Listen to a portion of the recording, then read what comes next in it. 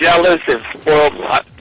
And so they said, well, Rev, they started calling me Rev.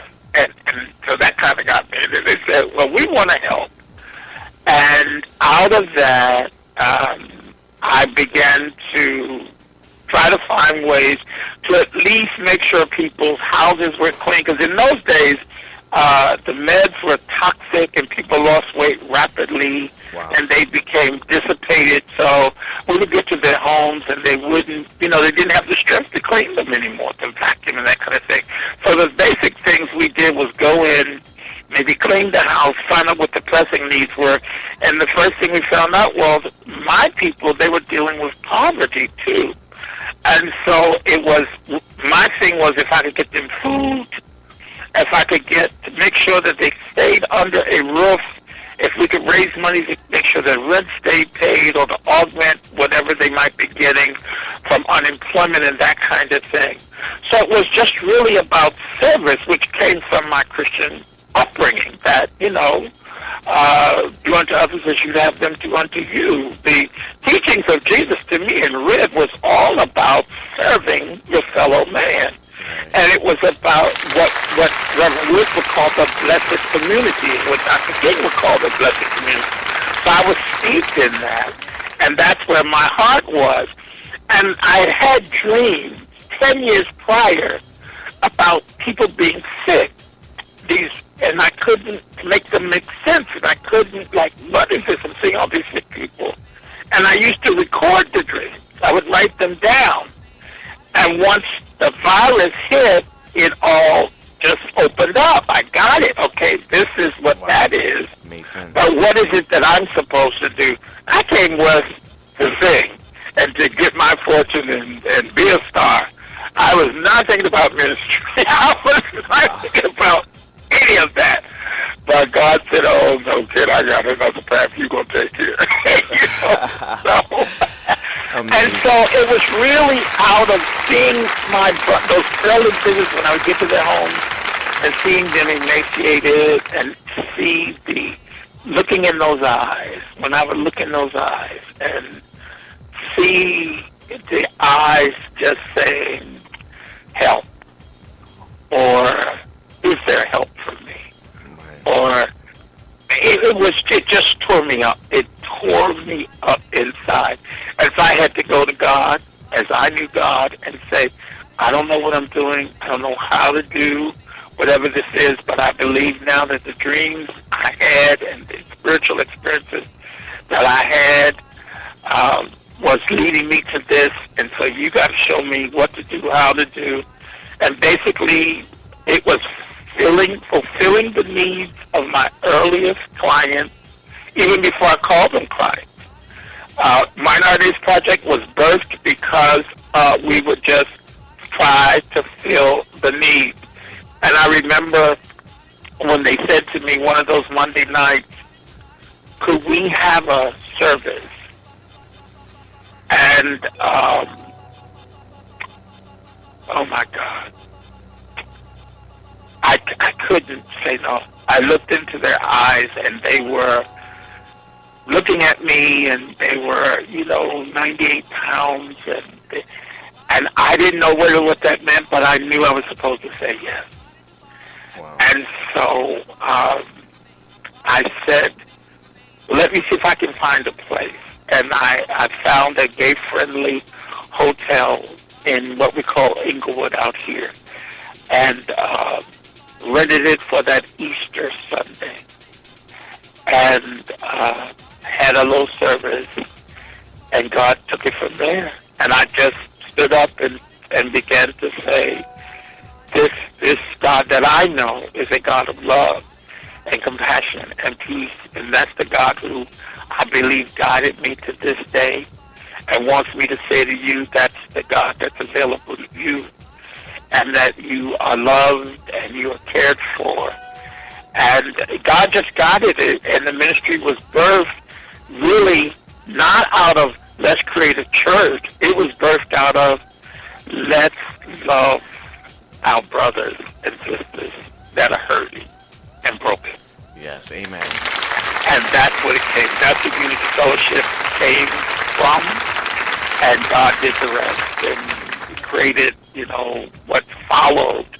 But the press started to call, and we heard there's a black preacher trying to do something about AIDS, and Maxine Waters, God bless her heart, found out through a newspaper article, and all I had was my home phone number. I put it in the article, and the phone rang off the hook nonstop, day and night, mostly mothers and family members.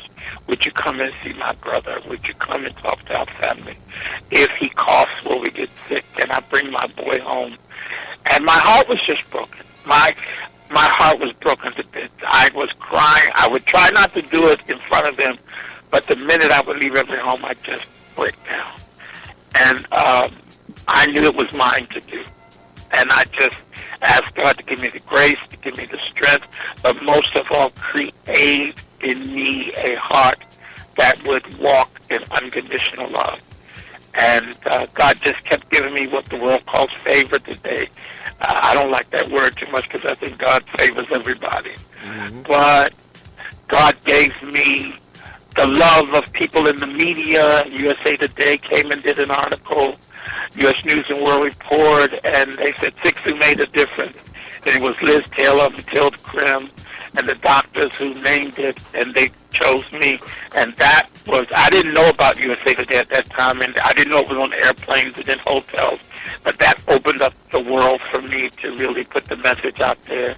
I used to fly on props to black communities all over the country, that they would ask me, would I please come, and they would do these private prayer breakfasts, and the preachers would be behind closed doors, and they would want to know what should they do, and I was the only openly gay one in the room. I wasn't the only gay one in the room, but I was the only openly gay one in the room. Wow.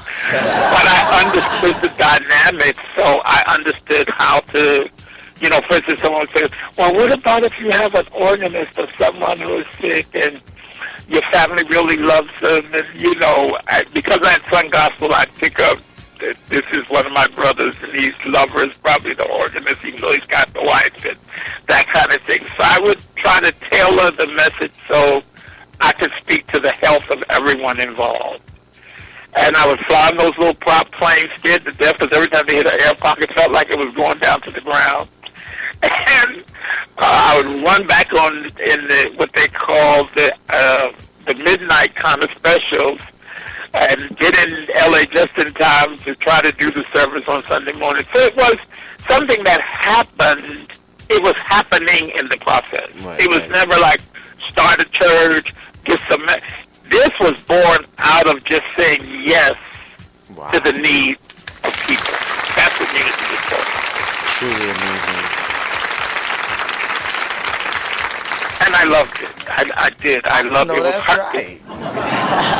I would too. Wow, that's an amazing journey. Yeah, I loved caring for my own. I really did. I came to New York in the early days of my ministry, and just as a side note, and one of my friends, Calvin White, who was the manager of the Gospel Wonders, the first group in New York that really gave me name and presence as a singer. All right. He invited me that visit to the Elk Lodge to the ball. Wow. And I went in my collar, and it was in the 80s, early 80s, and he was friends with Pepper LaBeija.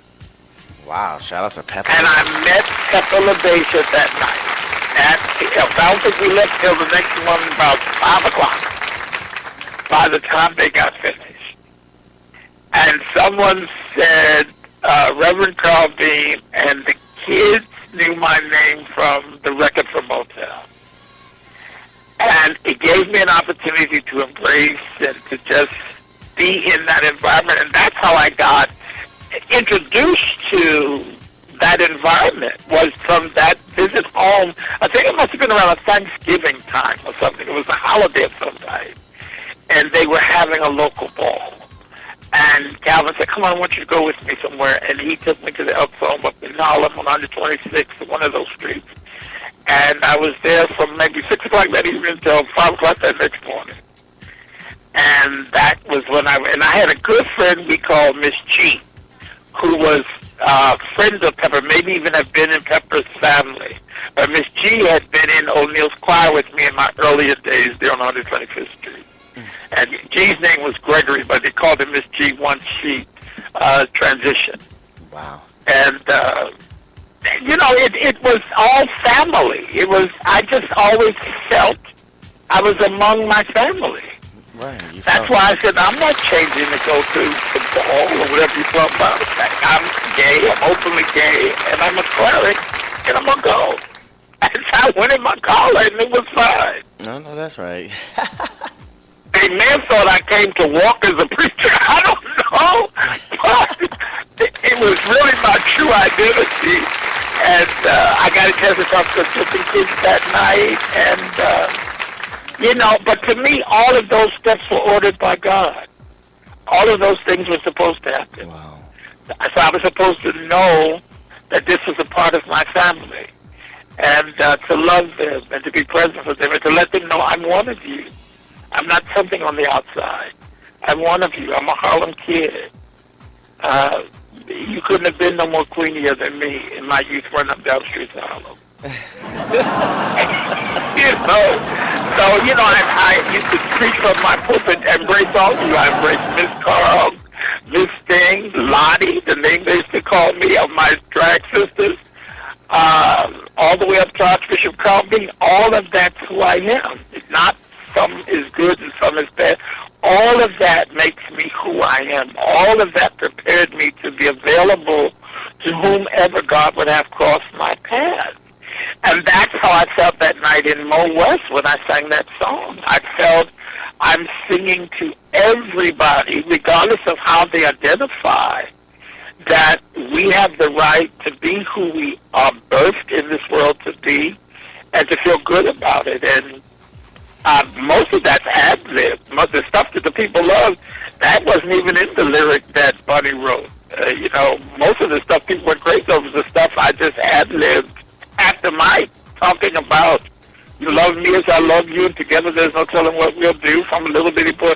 All that just came off the top of my head because I had stepped into that zone of telling the truth about being same-gender loving with black skin in America. Wow. And that this is who I am, and that's what I was thinking. Wow. And speaking about family and everything, there's an experience with you and Motown, and the song Born This Way, the Better Days remix played almost at every ball in many eras, as well as Pride events and in New York and also in California.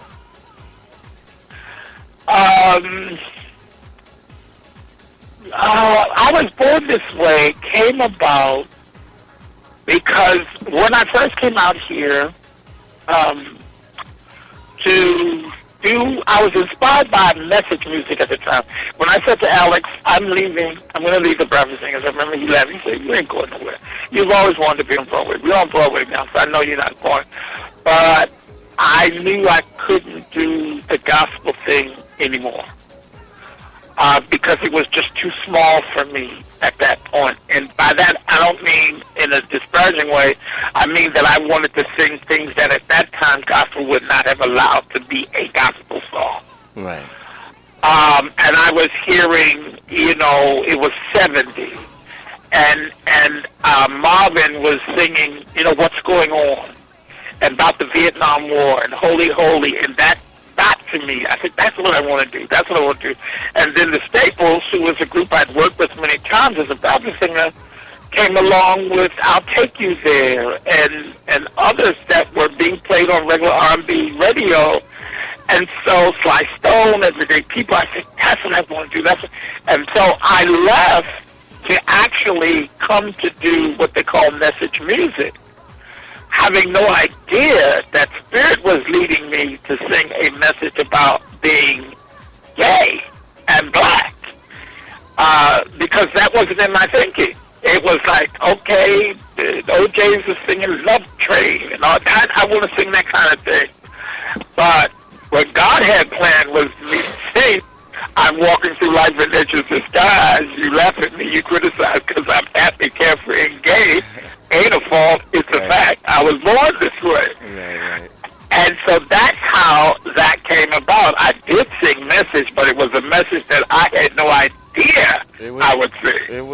natural. So